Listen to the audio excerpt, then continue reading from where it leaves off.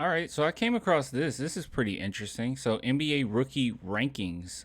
So we'll look at all of the rookies, or at least the top five rookies right now, and see what Jasmine. I have I ever seen it spelt that way? We'll see what Jasmine has to say about it. I want some nasty. Are we having fun yet? All right, so before we talk about this, before we talk about these rookie rankings, if you guys want to support the channel, clanthemerchfan.com. Thank you guys so much for all the support that you've shown this channel. All right, so listen, let's go ahead and go through this. So let's scroll on down, and they have it in order, and I think they're just going off of points per game, or Jasmine's just going off of points per game here. So let's see. The name probably still needs to be workshopped, but the point I'm trying to make is that there's a slew of rookies right now who are breaking through the rookie wall. So basically what she's talking about is usually in the midpoint of the season, you see a rookie wall where rookies start to sway off a little bit, okay? Things get a little tough.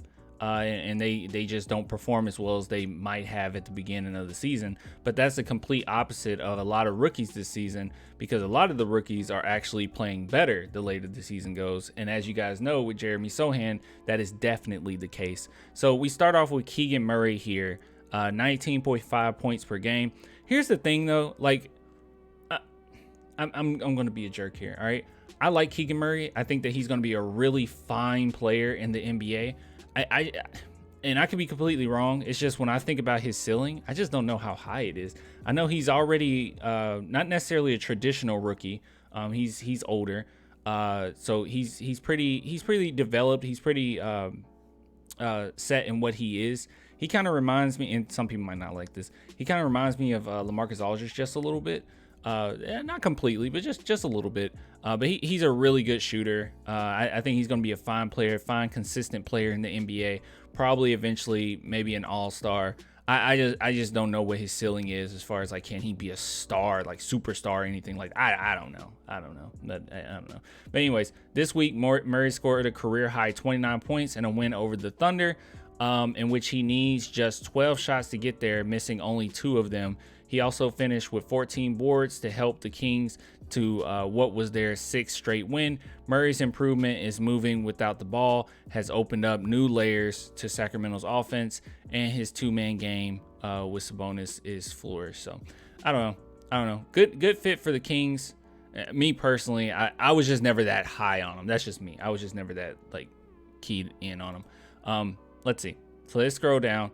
Now, this is a guy. Now, Keegan Murray is legit, okay? This is a guy right here where I've been I prayed for the Spurs not to do it. And I kept trying to tell Spurs fans, don't go after Jalen Duren. Now, right now, obviously, as a rookie, he looks really good. Like, he's pretty consistent.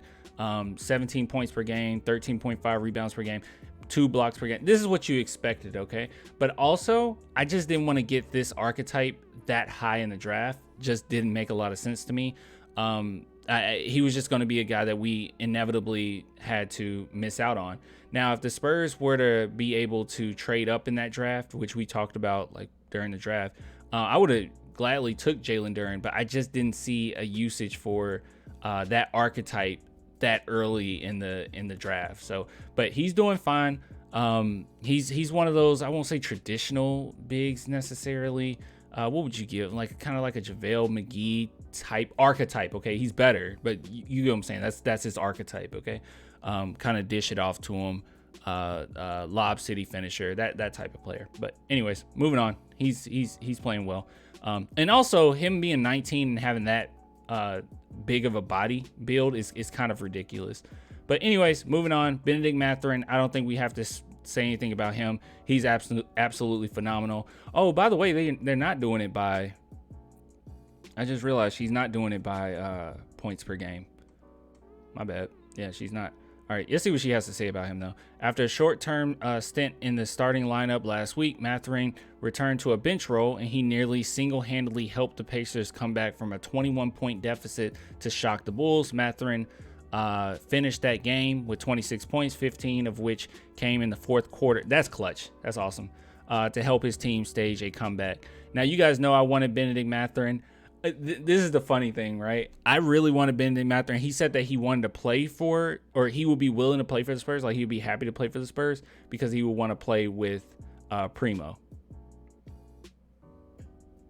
Yeah. So that's a thing. But let's move on. Banchero. I would probably put Banchero 1, honestly, but that's just me. Phenomenal player. He's probably he's going to be a star. All right. There's no doubt about it. Where I'm kind of like iffy on Keegan Murray on like what his upside truly is, because he already came into the league really established as a player. I don't know. I'm being a jerk there. You guys can say I'm dumb there. That's fine.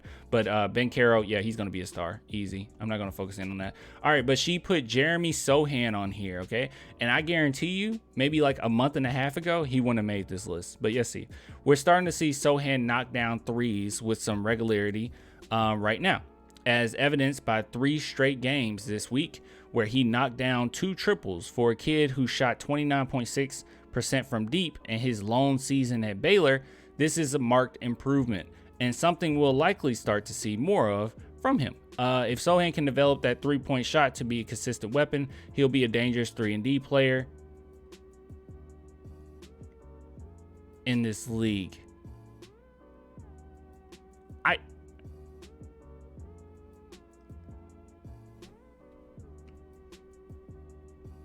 He's not a 3-and-D. I don't know. Maybe I'm reading this wrong, or maybe I'm looking too into this. He wouldn't be a dangerous 3-and-D player. He would just be okay, let me make this very clear, okay? If Jeremy Sochan develops a consistent 3-point shot, he could be a star. Like, I've watched enough of him now. Even him coming to the Spurs, like initially, I was really high on him. But I've seen enough now where I'm like, no.